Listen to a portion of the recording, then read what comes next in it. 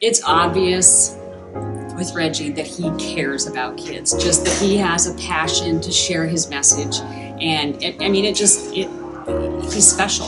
I have to say that he's special, and I've known that all along, carrying that football around through high school, and it makes people stop and think when he shares his message about where he came from. And it's like, wow, here's this kid, and he just radiates this genuine sense of caring and love of people. And I think that's what helps him. And I watched him, he talked to everybody. He just didn't focus on, the big athletes, right? He talked to everybody. So I think that's what makes him different. I said he's special. He relates so well to everybody, but he kind of shines. He's a wonderful person.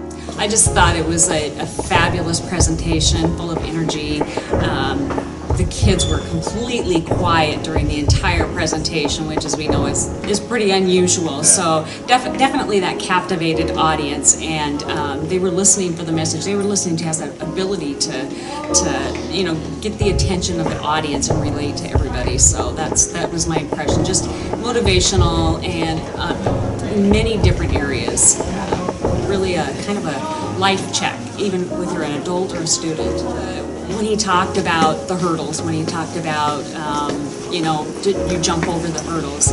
And in fact, I had a couple of people come up to me after the assembly and say, hey, can we get shirts on it with hurdles on them? So that it just reminds us of, that saying, and that hurdles are made to be jumped overs. Using sports as a background that Reggie did is, obviously it was a huge focus in his life, because his goal was to be in the NFL. I think that, they could relate to that, whether you're an athlete or not. I think, he used that very effectively so that whether you're an athlete or not, you had a goal.